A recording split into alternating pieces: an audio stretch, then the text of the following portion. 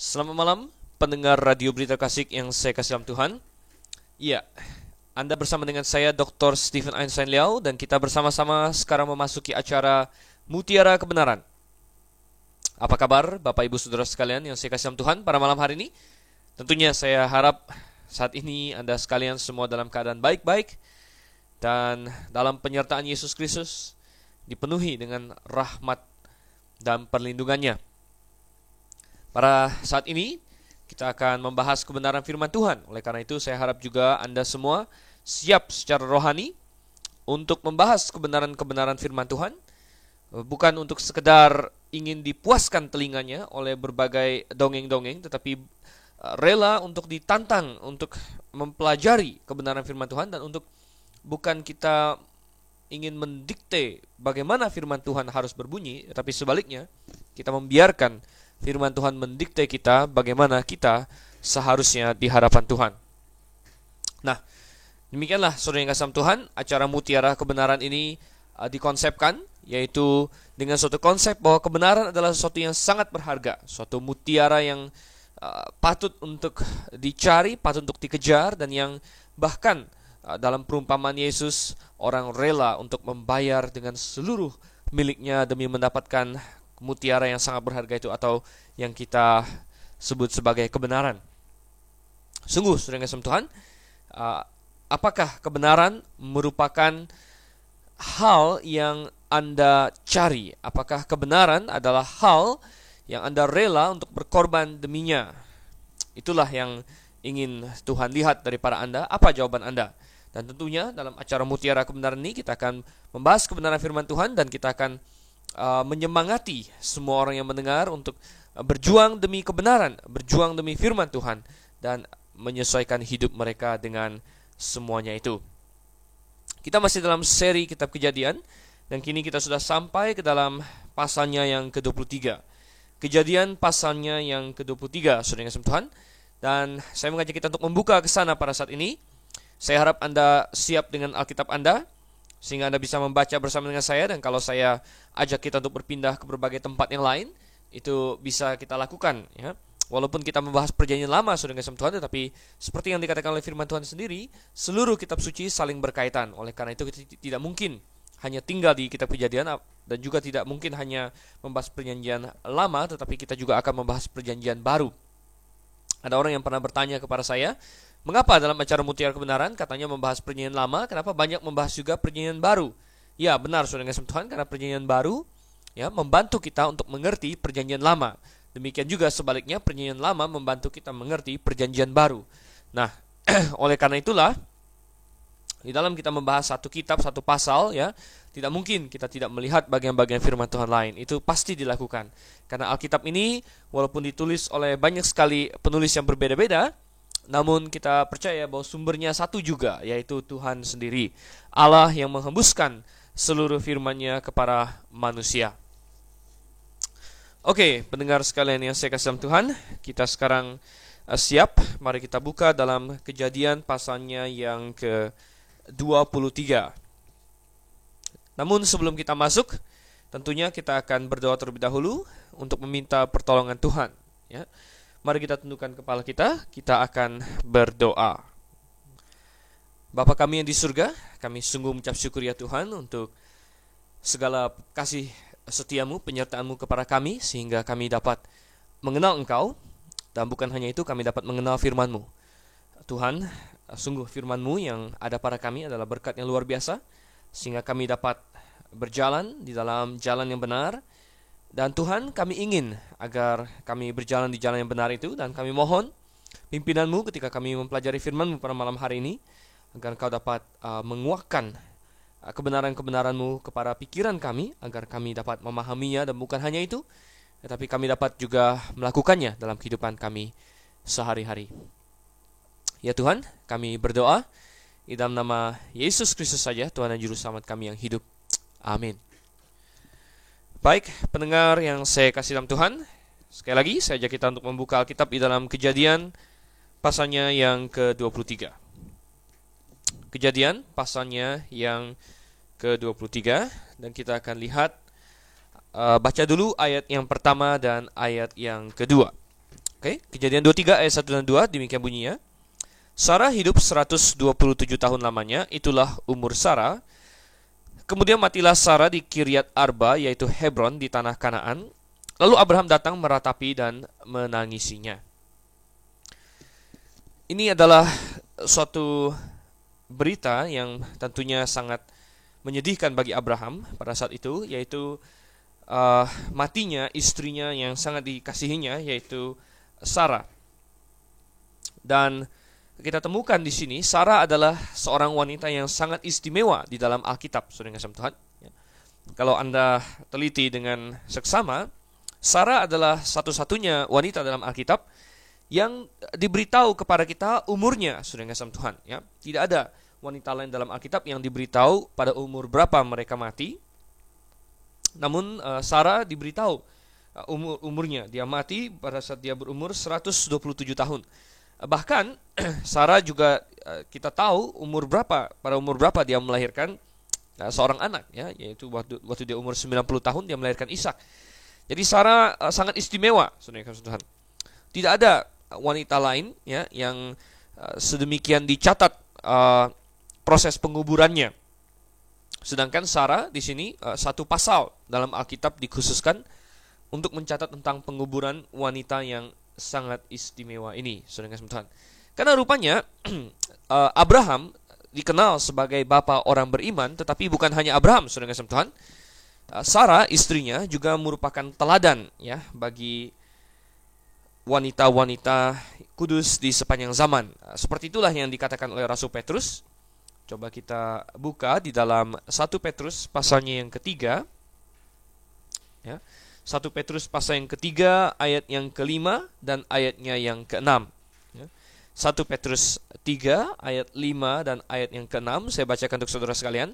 Sebab demikianlah caranya perempuan-perempuan kudus dahulu berdandan, yaitu perempuan-perempuan yang menaruh pengharapannya kepada Allah. Mereka tunduk kepada suaminya sama seperti Sarah taat kepada Abraham dan menamai dia tuannya. Dan kamu adalah anak-anaknya jika kamu berbuat baik dan tidak takut akan ancaman. Jadi saudara yang kasih Tuhan, Petrus di sini mengatakan kepada perempuan-perempuan percaya, ya, perempuan-perempuan kudus yang dia kirimi surat ini, bahwa kamu adalah anak-anaknya. Sama seperti orang-orang beriman, kita orang-orang percaya hari ini disebut sebagai anak-anak Abraham.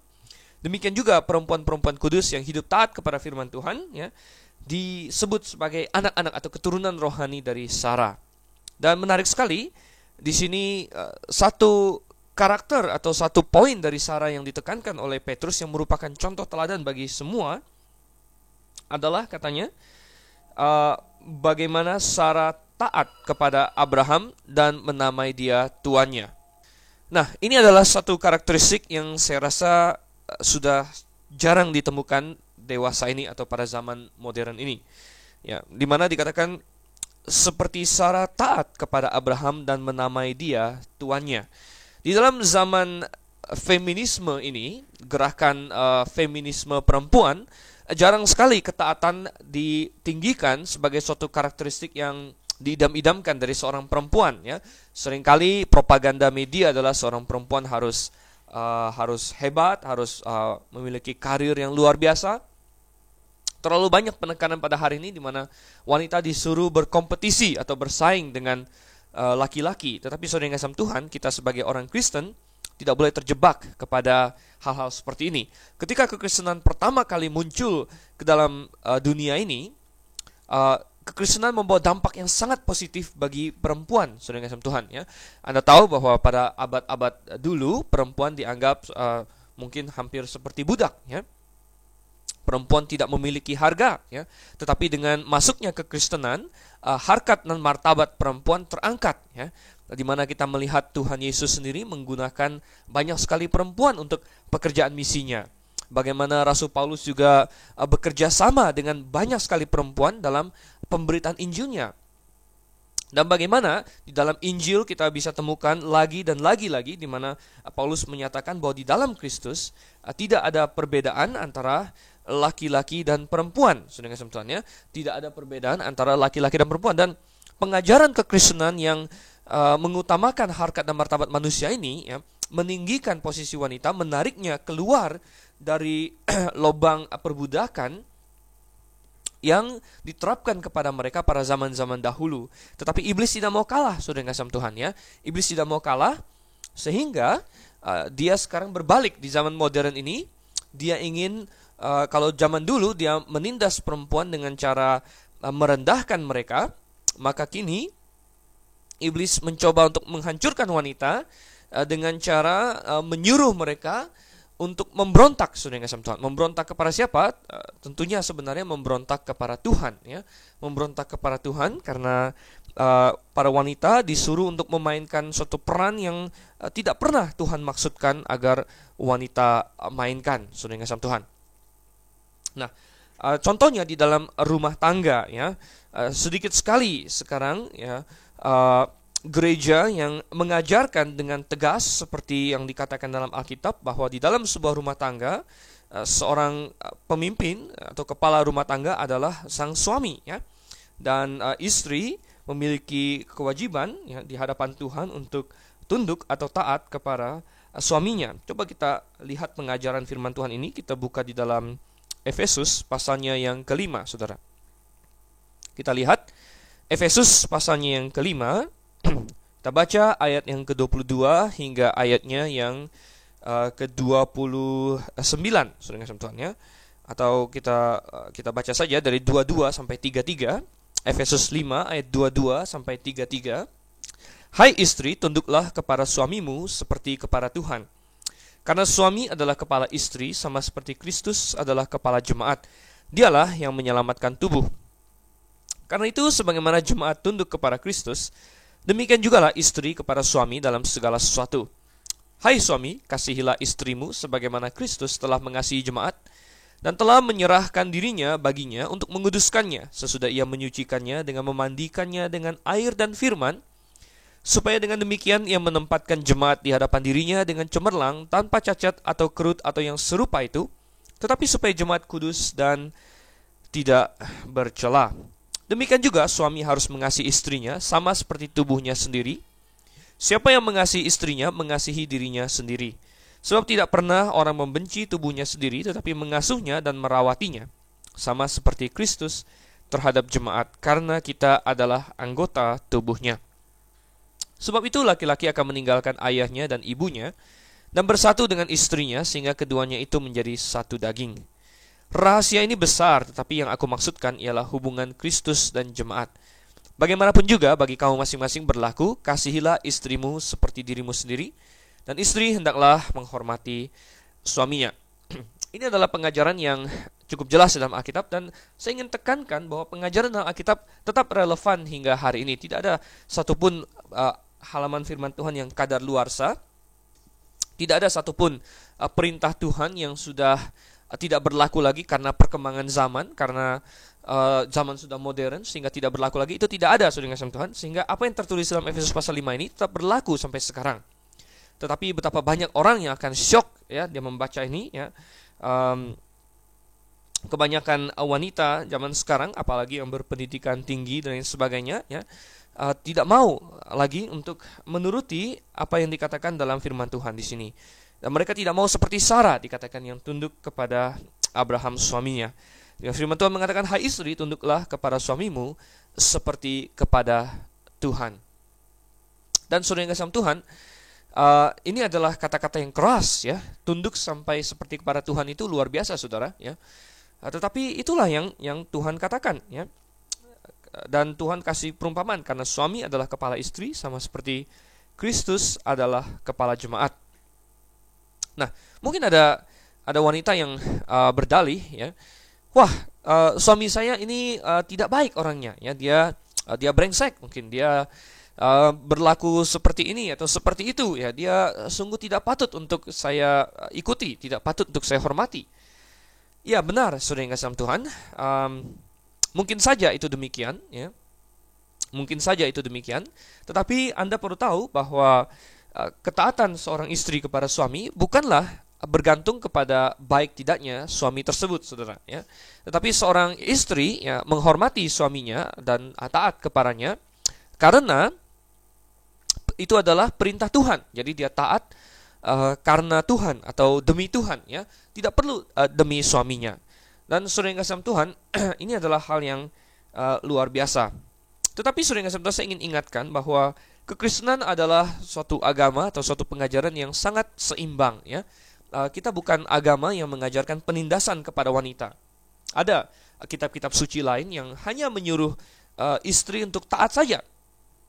Tetapi ya, mereka tidak memiliki faktor penyeimbang, ya.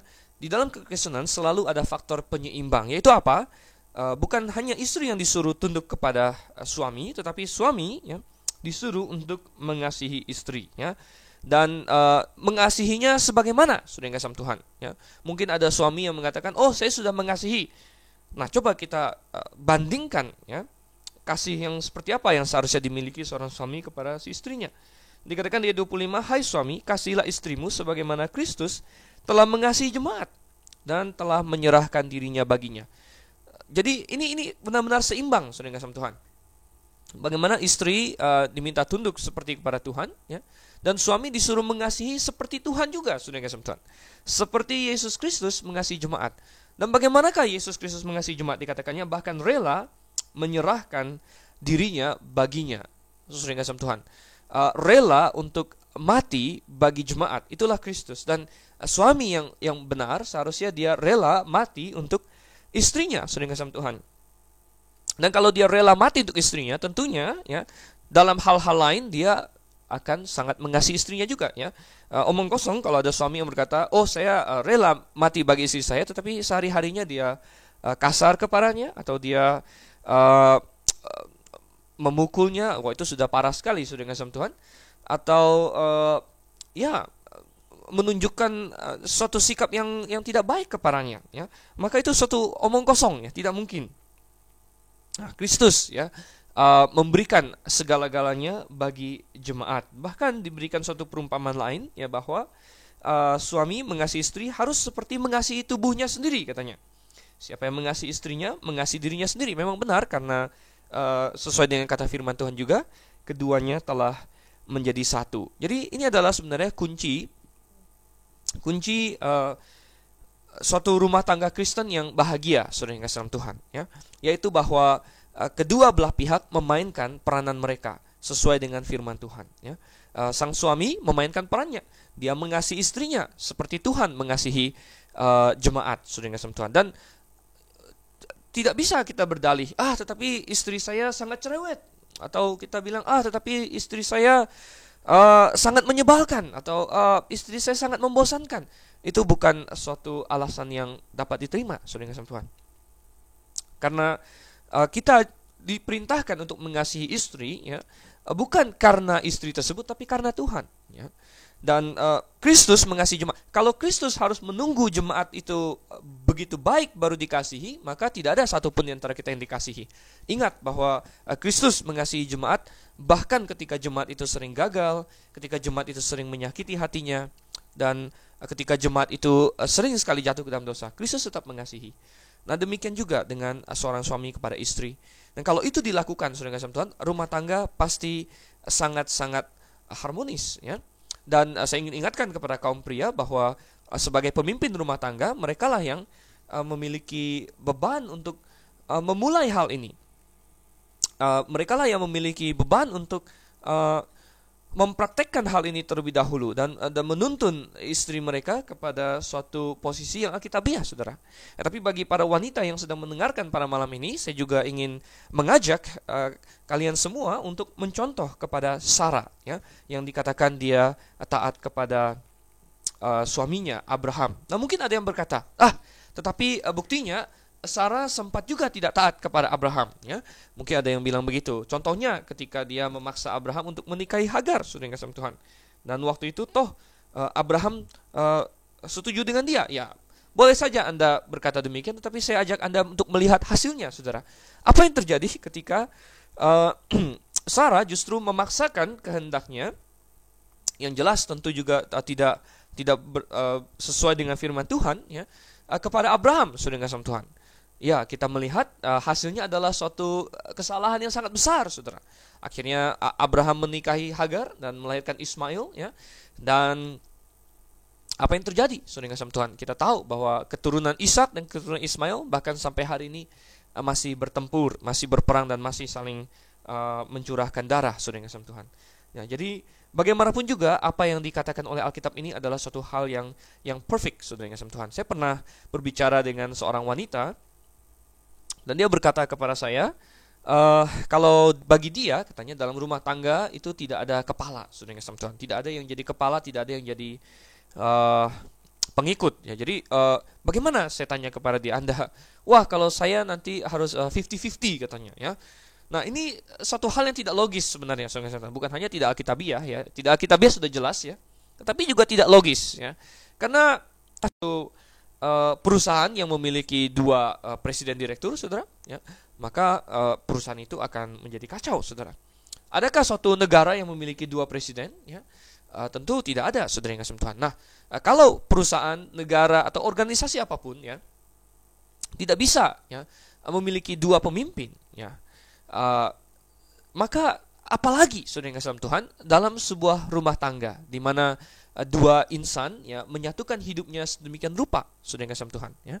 Nah, tentu haruslah ada yang memimpin, ada yang tidak memimpin, ya. Nah, jangan kita berpikir juga bahwa Allah tidak fair terhadap perempuan, saudara.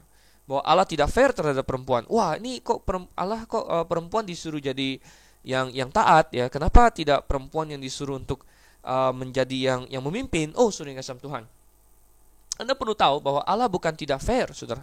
Harkat dan martabat laki-laki dan perempuan sama saja, ya. Seperti saya katakan, ada banyak ayat di dalam Alkitab, ya, ketika Paulus mengatakan di dalam Kristus tidak ada lagi laki-laki dan perempuan. Maksudnya apa, saudara? Mereka sama-sama diselamatkan, mereka sama-sama memiliki derajat yang sama, tetapi keduanya tetap memiliki fungsi yang berbeda. Nah, ini yang gagal untuk dilihat oleh orang-orang liberal atau orang-orang yang mengikuti gerakan feminis, saudara, bahwa laki-laki dan perempuan tetap memiliki fungsi yang berbeda, walaupun derajat mereka sama, harkat dan martabat mereka sama, tetapi Tuhan telah mendesain mereka dengan fungsi yang berbeda, saudara, ya. Dan coba Anda, kalau kita pikirkan baik-baik, ya, katakanlah sebuah mobil, saudara yang kasih Tuhan, sudah dirancang oleh pembuat mobil itu untuk melaksanakan fungsi-fungsi tertentu, saudara, ya. Maka kalau mobil itu punya pikiran, ya, tentu ini hanya andai-andai, kalau mobil itu punya pikiran, ya, dia akan paling bahagia kalau dia dipakai sesuai dengan fungsi di mana dia dirancang, saudara, ya. Nah, sebenarnya kita makhluk ciptaan Tuhan, ya, juga demikian, ya. Manusia mencari kebahagiaan, tetapi mereka lupa untuk bertanya kepada Sang Pencipta mereka, ya. Pencipta mereka Allah yang menciptakan manusia, dialah yang paling tahu bagaimana seorang ciptaannya itu bisa bahagia, ya. Tentu dia sudah mendesain, ya.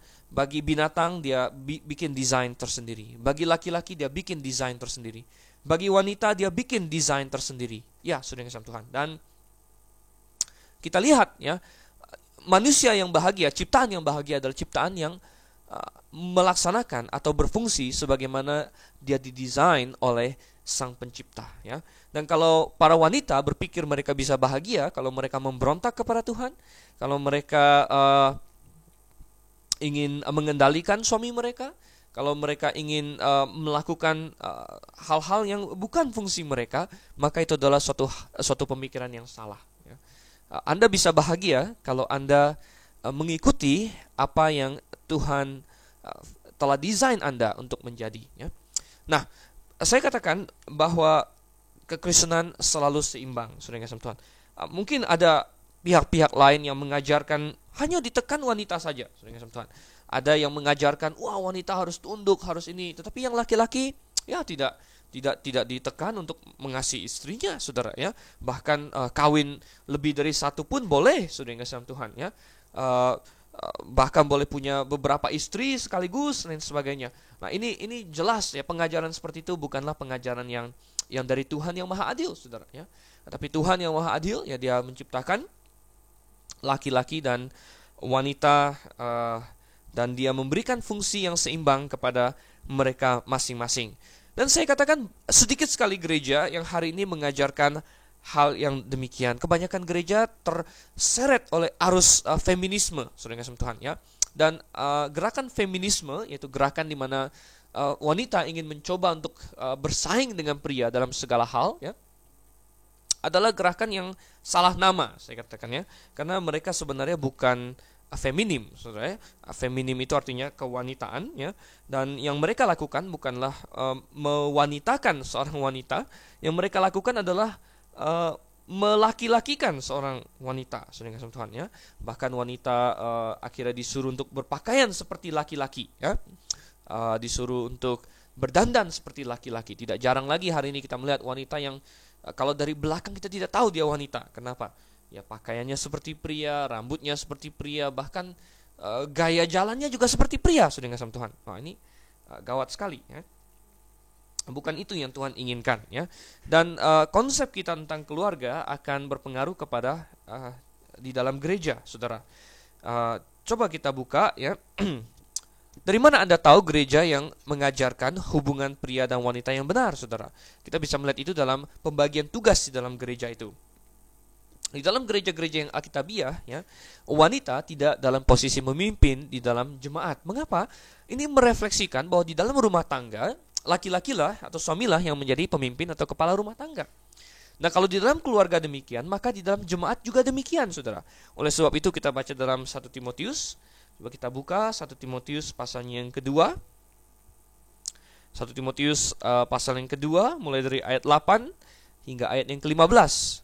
Di situ dikatakan, oleh karena itu aku ingin supaya di mana-mana laki-laki berdoa dengan menadahkan tangan yang suci, tanpa marah dan tanpa perselisihan. Ayat 9, saudara, dari 1 Timotius 2 berkata, demikian juga hendaknya perempuan, hendaklah ia berdandan dengan pantas, dengan sopan dan sederhana. Rambutnya jangan berkepang-kepang, jangan memakai emas atau mutiara ataupun pakaian yang mahal-mahal.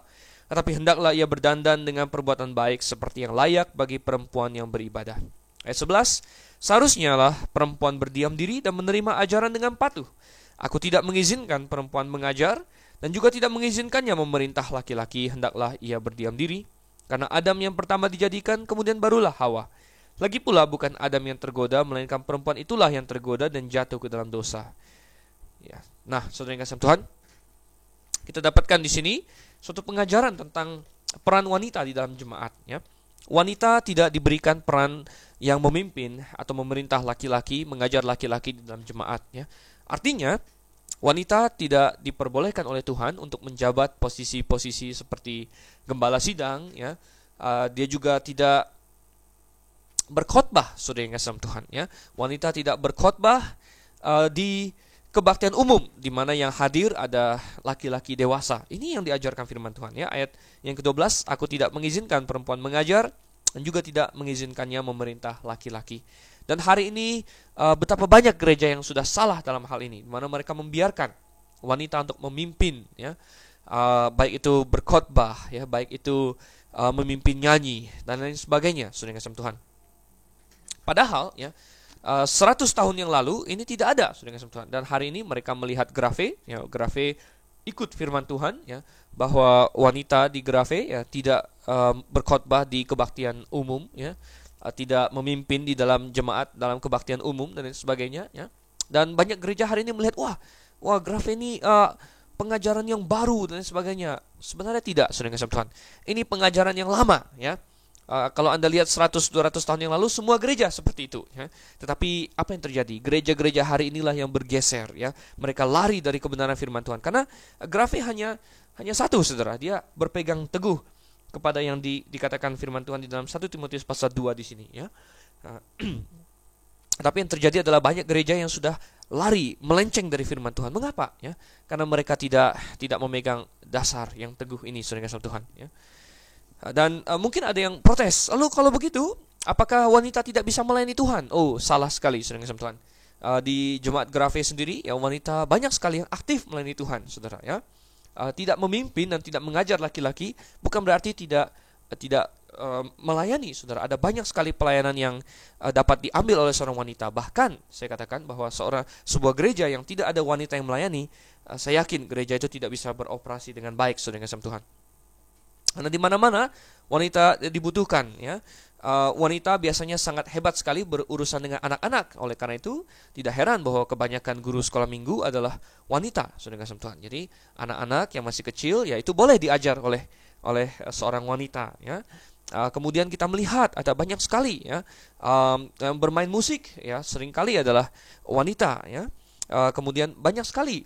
Pokoknya intinya semua pelayanan yang tidak berhubungan dengan memimpin atau mengajar itu boleh, saudara. Ya, jadi banyak sekali yang lain, saudara. Ya, Anda boleh mulai dari pelayanan besuk, ya, pelayanan penginjilan, ya, membagikan traktat, menyambut tamu, ya, sampai dengan kebersihan, menjaga anak kecil, ya. Banyak sekali, saudara yang kasih Tuhan. Justru jauh lebih banyak yang boleh mereka lakukan daripada yang tidak boleh mereka lakukan, ya. Tetapi yang jelas, ya, kita tetap harus pegang firman Tuhan, di mana batas-batas, ya, ini jangan dilalui. Ya, bagaimana dengan wanita-wanita pengkhotbah hari ini? Kalau begitu, sering kasih Tuhan, ya, ada banyak itu, baik itu di televisi kita melihat ada wanita yang sering berkhotbah, ya, baik itu di gereja-gereja di mana-mana mungkin ada banyak wanita yang berkhotbah. Bagaimana dengan mereka? Mungkin ada yang bertanya. Ya, saya kembalikan kepada mereka sendiri. Apakah mereka mau taat kepada firman Tuhan atau tidak, saudara? Heran sekali kalau mereka mau melayani Tuhan, tapi pada saat yang sama mereka melanggar firman Tuhan. Ya. Heran sekali kalau mereka mau menyampaikan firman Tuhan, tapi pada saat yang sama mereka melanggar firman Tuhan, saudara. Ini bukan suatu hal yang konsisten tentunya. Ya. Jadi ya saya kembalikan kepada mereka sendiri. Dan saudara yang Tuhan, itulah dan inilah kebenaran, saudara. Inilah acara mutiara kebenaran. Kita sedang menggali kebenaran di sini. Kalau Anda merasa terpukul oleh kebenaran, maka ucapkan syukur kepada Tuhan bahwa Tuhan sedang bekerja dalam hati Anda untuk menunjukkan bahwa mungkin praktek Anda selama ini salah, ya. Mungkin gereja di mana tempat Anda selama ini hadir mungkin melakukan suatu kesalahan, dan firman Tuhan diberitakan justru bukan untuk hanya mengelus-ngelus kita. Satu tujuan firman Tuhan kalau Anda baca 2 Timotius 3 ayat 16 dan 17 adalah untuk menegur, saudara, untuk menyatakan yang salah, untuk memperbaiki kelakuan, saudara. Dan jikalau ada pada malam hari ini yang mungkin selama ini telah salah demikian, maka saudara yang kasih Tuhan, Anda harus berpihak kepada yang benar, saudara. Anda harus berpihak kepada yang benar, ya. Anda harus lebih mencintai kebenaran daripada ego Anda sendiri kalau Anda seorang perempuan, ya. Atau Anda harus lebih mencintai kebenaran daripada hal-hal lain, ya. Siapapun Anda. Oke. Jadi kita melihat saudara yang kasih Tuhan, ini ada tadi kita sudah bahas panjang lebar tentang masalah Sarah, ya. Nah, coba kita lanjutkan, kita kembali ke dalam Kejadian pasal 23. Tadi seru sekali, kita baru di 2 ayat yang pertama, ya. Sarah mati, saudara yang kasih Tuhan, dan kematian Sarah tentunya ditangisi oleh Abraham. Dan sepertinya Abraham tinggalnya mungkin agak jauh dari Sarah waktu itu, ya. Mungkin dia sedang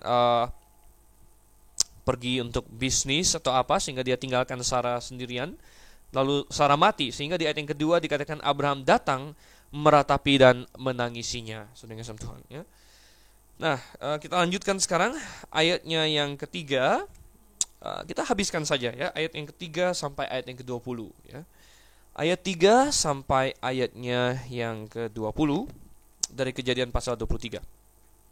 Sesudah itu Abraham bangkit dan meninggalkan istrinya yang mati itu, lalu berkata kepada Bani Het, "Aku ini orang asing dan pendatang di antara kamu. Berikanlah kiranya kuburan milik kepadaku di tanah kamu ini, supaya kiranya aku dapat mengantarkan dan menguburkan istriku yang mati itu."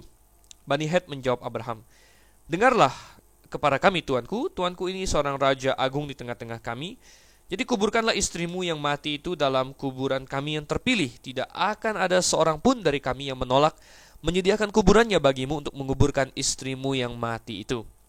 Kemudian bangunlah Abraham lalu sujud kepada Bani Het penduduk negeri itu, serta berkata kepada mereka, "Jika kamu setuju bahwa aku mengantarkan dan menguburkan istriku yang mati itu, maka dengarkanlah aku dan tolonglah mintakan dengan sangat kepada Efron bin Zohar, supaya ia memberikan kepadaku gua Makpela miliknya itu, yang terletak di ujung ladangnya. Baiklah itu diberikannya kepadaku dengan harga penuh, untuk menjadi kuburan milikku di tengah-tengah kamu." Pada waktu itu Efron hadir di tengah-tengah Bani Het. Maka jawab Efron orang Het itu kepada Abraham dengan didengar oleh Bani Het, oleh semua orang yang datang di pintu gerbang kota, "Tidak, tuanku, dengarkanlah aku. Ladang itu kuberikan kepadamu dan gua yang di sana pun kuberikan kepadamu. Di depan mata orang-orang sebangsaku kuberikan itu kepadamu, kuburkanlah istrimu yang mati itu. Lalu sujudlah Abraham di depan penduduk negeri itu, serta berkata kepada Efron dengan didengar oleh mereka, sesungguhnya jika engkau suka, dengarkanlah aku membayar harga ladang itu. Terimalah itu daripadaku, supaya aku dapat menguburkan istriku yang mati itu di sana. Jawab Efron kepada Abraham, Tuanku, dengarkanlah aku. Sebidang tanah dengan harga 400 sikal perak, apa artinya itu bagi kita? Kuburkan sajalah istrimu yang mati itu. Lalu Abraham menerima usul Efron, maka ditimbangnyalah perak untuk Efron sebanyak yang dimintanya, dengan didengar oleh Bani Het itu 400 sikal perak, seperti yang berlaku di antara para saudagar. Demikianlah ladang Efron yang letaknya di Makpela di sebelah timur Mamre. Ladang dan gua yang di sana, serta segala pohon di ladang itu, bahkan di seluruh tanah itu sampai ke tepi-tepinya, diserahkan kepada Abraham menjadi tanah belian di depan mata Bani Het itu, di depan semua orang yang datang di pintu gerbang kota. Sesudah itu Abraham menguburkan Sarah istrinya di dalam gua ladang Makpela itu di sebelah timur Mamre, yaitu Hebron di tanah Kanaan. Demikianlah dari pihak Bani Het, ladang dengan gua yang ada di sana diserahkan kepada Abraham menjadi kuburan miliknya. Nah, kita dapatkan dari ayat 3 hingga ayat 20 ini bagaimana Abraham menguburkan istrinya yang baru saja meninggal, yaitu Sarah. Menarik sekali kita melihat bahwa Sarah dikuburkan di tanah Kanaan. Abraham tidak membawa Sarah kembali ke tanah kelahiran mereka di Ur Kasdim, saudara yang kasih Tuhan. Biasanya orang kalau mati ada juga yang aneh-aneh, ada yang minta untuk dikuburkan di sini di sana, ya. Ada orang yang dibawa kembali ke tanah kelahiran, tetapi Abraham tidak menguburkan Sarah di Ur Kasdim. Dan ini adalah salah satu dari refleksi imannya, saudara yang kasih Tuhan, ya. Karena iman Abraham bahwa tanah Kanaan akan menjadi miliknya, ya. Oleh karena itu Sarah dia kuburkan di tanah Kanaan itu dulu, saudara yang kasih Tuhan. Dan benarlah kata firman Tuhan dalam Ibrani bahwa Abraham dan Sarah termasuk orang-orang yang melihat janji Allah dari jauh, saudara yang kasih Tuhan, tetapi tidak merasakannya, ya. Abraham dan Sarah telah menerima janji bahwa mereka akan memiliki tanah itu, tetapi mereka sampai kepada hari matinya tidak merasakannya, saudara. Mereka dikatakan hanya melihat dari jauh, melihat dengan iman, saudara yang kasih Tuhan, ya. Bahkan Abraham jangankan memiliki seluruh Kanaan, sebidang tanah untuk menguburkan istrinya pun Abraham belum punya, saudara yang kasih Tuhan. Sehingga dia masih harus untuk membeli tanah itu dari suku-suku yang ada di sekitarnya pada saat itu. Tetapi demikianlah iman itu, saudara yang kasih Tuhan. Iman itu adalah sesuatu yang seperti dikatakan bukti dari segala sesuatu yang kita harapkan, ya. Bukti dari segala sesuatu yang tidak kita lihat dan dasar dari segala sesuatu yang kita harapkan. Jadi iman, Anda beriman kepada Yesus Kristus misalnya. Anda tidak pernah melihat Yesus Kristus, saudara, tapi Anda beriman kepadanya. Itulah yang Yesus katakan, saudara, bahwa lebih berbahagia orang yang tidak melihat namun percaya. Saya geli sekali banyak pendeta hari ini yang sok-sokan, saudara Tuhan. Mereka ingin menaikkan pamor mereka sehingga bikin cerita, ngarang-ngarang cerita ketemu Tuhan Yesus, ya. Diangkat ke sorga lah dan sebagainya. Ini justru menunjukkan pendeta itu kurang berbahagia, saudara, ya. Karena Tuhan Yesus bilang bahwa lebih berbahagia orang yang tidak melihat namun percaya, saudara, ya. Banyak mereka yang agak sok gitu, ya, pengen pamer, pengen menaikkan pamor, mengarang-ngarang cerita ketemu Yesus dan sebagainya, tapi mereka tidak sadar bahwa itu justru menunjukkan mereka seperti Thomas, saudara, yang mungkin perlu untuk melihat baru percaya. Kita tidak demikian orang yang beriman, saudara. Kita tidak perlu melihat, ya. Kita tidak perlu melihat sorga, tapi kita percaya bahwa barang siapa percaya kepada Yesus Kristus akan masuk sorga, ya. Kita tidak melihat pahala yang Tuhan sediakan kepada kita, belum, saudara. Tetapi kita percaya bahwa kita yang melayani Tuhan dengan segenap hati, ya, suatu hari akan semua jerih payah kita akan terbayarkan, saudara yang kasih Tuhan, ya. Mungkin orang dunia hari ini mengejar harta, saudara yang kasih Tuhan. Mereka mengejar rumah yang besar, mobil yang mewah. Itu semua barang-barang yang kelihatan, saudara yang kasih Tuhan. Mereka bisa berbesar kepala, mereka bisa berkata besar. Lihat, ya, ini ada hasilnya. Ini saya punya rumah yang besar. Ini ada hal-hal yang real, yang bisa dijamah, yang bisa dilihat. Tapi saudara yang kasih Tuhan, orang yang percaya, ya, Tuhan katakan, janganlah engkau menyimpan hartamu di dunia ini, sebab di dunia ngengat dan karat merusakkannya, ya. Jakarta bulan-bulan banjir ini, saudara kasih Tuhan, dan Anda yang sudah pernah merasakan banjir, saya rasa mayoritas kita pernah merasakan banjir, ya. Hanya dalam sekejap, saudara kasih Tuhan, ya, uang yang telah dikumpulkan bisa hilang, saudara. Tuhan bilang, kumpulkanlah hartamu di sorga. Apa masalahnya dengan itu? Masalahnya adalah kebanyakan orang tidak bisa melihat harta yang dikumpulkan di sorga itu. Ya, diperlukan iman, saudara kasih Tuhan. Diperlukan iman untuk melihat. Ya, ini janji Tuhan. Saya bisa melihatnya dengan iman. Dan Abraham bisa melihat bahwa tanah yang dia injak itu akan menjadi miliknya suatu hari. Dan karena itu dia menguburkan Sarah di sana, saudara. Dan satu hal yang menarik sekali bahwa Abraham menguburkan Sarah, saudara. Ya, Abraham menguburkan Sarah, saudara. Dan ini merupakan suatu argumen yang sangat kuat bagi kita hari ini, orang percaya, orang Kristen, bahwa kita juga perlu menguburkan orang-orang kita, keluarga kita, orang-orang yang kita kasihi. Kita perlu menguburkan mereka, bukan membakar mereka, bukan melakukan kremasi, saudara. Ini adalah satu hal yang sedang naik daun, sedang ngetrend belakangan ini, di mana banyak orang, termasuk orang Kristen, saudara, yang tidak mengerti, tidak diajar, ya. Mereka banyak yang mulai mengkremasikan, ya, orang-orang yang mereka kasihi, yang pergi dahulu dari mereka. Tetapi kita tidak dapatkan itu dalam firman Tuhan. Firman Tuhan cukup jelas, ya, bahwa adalah penguburan yang Tuhan harapkan dari kita, ya. Nah, mungkin ada yang bertanya, mengapa harus dikuburkan, saudara-saudara? Nah, saya akan membahas sekilas sekarang mengapa kita menguburkan orang-orang kita yang meninggal dan bukan membakar mereka, ya. Alasan pertama, di dalam Alkitab, ya, Tuhan mengindikasikan bahwa orang yang mati, ya, itu kembali ke tanah, saudara kasih Tuhan, ya. Dari debu, dari tanah kembali menjadi tanah. Coba kita buka contohnya Kejadian 3 ayat 19, saudara. Kejadian 3 ayat 19, dengan berpeluh engkau akan mencari makananmu sampai engkau kembali lagi menjadi tanah. Jadi orang yang mati kembali menjadi tanah. Itu yang Tuhan inginkan. Jadi dia dikuburkan, dia membusuk di situ, ya, dan dengan membusuk dia terurai kembali senyawa-senyawa tubuhnya dan masuk kembali ke dalam tanah. Sedangkan kalau dibakar itu tidak kembali menjadi tanah, tapi menjadi debu, saudara, ya. Ada kita lihat lagi bagian firman Tuhan lain di dalam Mazmur pasal yang ke-146 ayat yang keempat. Mazmur 146 ayat yang keempat. Apabila nyawanya melayang, ia kembali ke tanah, ya. Pada hari itu juga lenyaplah maksud-maksudnya. Jadi orang yang mati, Tuhan katakan dia kembali ke tanah. Itu yang Tuhan harapkan, ya. Jadi dari tanah kembali ke tanah, saudara kasih Tuhan. Kemudian kita lihat, ya, bahwa penguburan melambangkan pengharapan kita, saudara kasih Tuhan, ya. Pengharapan kita bahwa suatu hari kita akan bangkit kembali, ya. Bahwa tubuh yang diletakkan ke dalam tanah itu suatu hari tidak akan tetap di situ, tapi akan bangkit kembali, saudara. Jadi penguburan melambangkan pengharapan bahwa kita sebagai orang percaya suatu hari akan bangkit, ya. Tubuh yang diletakkan ini tidak akan selamanya di situ, tapi akan naik sorga suatu hari, saudara kasih Tuhan. Nah, ini berbeda sekali dengan pembakaran, ya. Kalau pembakaran, tubuh itu dirusak, saudara kasih Tuhan, ya. Tidak ada suatu pengharapan bahwa tubuh itu suatu hari akan bangkit kembali. Tidak tergambarkan dari kremasi itu, ya. Bahkan kremasi, ya, sebenarnya memiliki dasar dalam agama-agama penyembahan berhala, ya, di mana ada konsep reinkarnasi di situ, ya. Sebagian orang yang non Kristen tentunya, ya, mengkremasi, membakar mayat karena mereka punya konsep sebelum dibakar dia tidak bisa bereinkarnasi, saudara. Jadi ada makna-makna terselubung di balik kremasi, ya.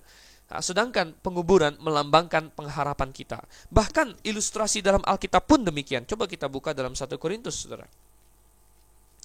1 Korintus pasalnya yang ke-15, ya.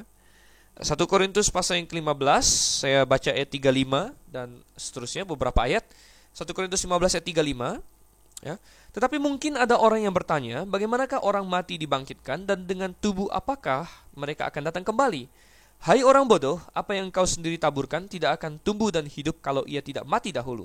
Dan yang engkau taburkan bukanlah tubuh tanaman yang akan tumbuh, tetapi biji yang tidak berkulit, umpamanya biji gandum atau biji lain. Tetapi Allah memberikan kepadanya suatu tubuh seperti yang dikehendakinya, yang memberikan kepada tiap-tiap biji tubuhnya sendiri. Jadi saudara kasih Tuhan, kebangkitan orang percaya diibaratkan sebagai orang yang menanam suatu biji, ya. Kemudian biji yang lama itu mati terlebih dahulu, kemudian akan tumbuh tubuh yang baru atau tumbuh tanaman yang baru. Contoh kita menanam biji jagung, saudara, ya. Maka dia akan tumbuh menjadi jagung. Nah, ilustrasi ini bahwa kebangkitan kita seperti tanaman yang tumbuh juga menggambarkan penguburan, di mana biji itu ditanam ke dalam tanah, saudara, bukan dibakar, ya, bukan dibakar. Jadi Itu kita lihat dan kita dapatkan teladan orang-orang kudus, saudara yang kasih Tuhan. Teladan orang-orang kudus, ya. Orang-orang kudus di dalam Alkitab, orang-orang percaya, orang-orang beriman, semua menguburkan orang-orang yang mereka kasihi. Ya, kita lihat di sini Abraham menguburkannya, saudara. Ya, mungkin ada yang berdalih, kremasi hari ini jauh lebih murah. Ya, kalau saya menguburkan, saya harus keluar uang cukup banyak, begini, begitu, begini, begitu. Tapi saudara yang kasih Tuhan, coba kita pikirkan tentang Abraham. Ya, kalau Abraham ingin membakar istrinya Sarah, mungkin jauh lebih murah, saudara. Sedangkan dia menguburkan Sarah itu mahal sekali, saudara. Bahkan dia harus beli ladang itu 400 sikal perak, saudara. Ini si Efron ini luar biasa jago sekali dia berdagang, saudara. Pertama-tama dia pura-pura dulu. Dia bilang, udah saya kasih aja ya. Itu Abraham tidak bisa menerima dong, ya. Nggak mungkin kan dikasih. Jangan, saya mau bayar, Abraham bilang. Nah, udah bilang begitu, baru Efron bilang, ya udah kalau gitu 400 sikal perak. Nah, ini taktik penjualan yang luar biasa. Jadi mungkin Abraham mau nego-nego lagi juga udah agak malu, saudara yang kasih Tuhan, ya. Tetapi Abraham menunjukkan kerelaannya di sini untuk membayar harga yang tinggi sekalipun untuk menguburkan istrinya. Jadi saya rasa tidak menjadi masalah bagi kita orang percaya untuk berkorban materi sedikit demi sesuatu yang kita yakini, saudara yang kasih Tuhan. Kalau kita yakin bahwa penguburan adalah cara yang benar, ya. Itu tidak merupakan masalah. Mungkin sedikit lebih mahal, ya, tetapi lebih mahal juga sebenarnya mungkin lebih banyak karena berbagai hal-hal yang tidak perlu, saudara yang kasih Tuhan, seperti peti mati yang harus harga sekian, ya, dan lain sebagainya. Itu semua tidak perlu. Batu pualam yang harus mahal sekian itu tidak perlu, saudara yang kasih Tuhan, ya. Oke. Nah, kemudian kita lihat, ya, teladan orang-orang kudus. Bukan hanya Abraham, tapi semuanya yang lain. Anda bisa bayangkan apa jadinya kalau Yesus Kristus dikremasi, saudara-saudara. Tidak bisa kita bayangkan, bukan? Ya, kita puji syukur bahwa Yusuf Arimatea bukan seperti banyak orang modern hari ini, mungkin dia minta mayat Yesus ini saya kremasi aja, begitu, ya. Tapi Yesus Kristus dikuburkan dan dia bangkit kembali, ya. Dan kita dapatkan dalam Alkitab lagi bahwa ada contoh di dalam Alkitab di mana mayat dibakar, tetapi contoh di dalam Alkitab di mana mayat dibakar adalah dalam konteks murka Allah, saudara yang kasih Tuhan, murka Allah, ya. Kita masih ingat Nadab dan Abihu, dua orang anak Imam Harun yang mati hangus dibakar oleh Tuhan karena mereka berbuat salah. Jadi orang-orang yang mati dibakar, saudara yang kasih Tuhan, itu menandakan penghukuman Tuhan, ya. Dan coba kita buka dalam Amos pasal 2 ayat 1 dan 2. Di sini satu hal yang menarik, ya. Amos pasal 2, ini nabi-nabi kecil. Amos 2 ayat 1 dan 2. Beginilah firman Tuhan. Karena 3 perbuatan jahat Moab, bahkan 4, aku tidak akan menarik kembali keputusanku. Oleh karena ia telah membakar tulang-tulang Raja Edom menjadi kapur, aku akan melepas api ke dalam Moab. Jadi saudara yang kasih Tuhan, perhatikan bahwa salah satu hal yang Tuhan cukup marah dengan Raja Moab adalah karena dia telah membakar tulang-tulang Raja Edom, saudara yang kasih Tuhan. Jadi ini rupanya suatu hal yang Tuhan tidak senang. Jadi menarik sekali hal itu. Jadi kita dapatkan contoh dalam Kejadian 23 bahwa orang Kristen hari ini seharusnya melakukan penguburan sama seperti Abraham juga menguburkan Sarah. Dan akhirnya, saudara, tanah Efron dibeli oleh Abraham dan dia menguburkan Sarah di sana, dan kita belakangan akan baca bahwa dia sendiri pun dikuburkan di sana. Dan dengan demikian berakhirlah pembahasan kita pada malam hari ini. Suatu pasal yang cukup pendek tapi sebenarnya banyak pengajaran. Tentu kita harap bahwa kita semua dapat melakukannya. Tentunya tentang Sarah, bagaimana dia menjadi teladan bagi wanita-wanita beriman, tentang Abraham dan lain sebagainya. Baiklah, saudara yang kasih Tuhan, saya tentu sangat berharap bisa berjumpa dengan Anda kembali pada sesi Mutiara Kebenaran yang berikutnya. Dan kita akan bahas pasal 24 di sesi berikutnya, saudara yang kasih Tuhan. Oke, sekarang saya undur diri dulu. Selamat malam dan saya ucapkan Maranatha.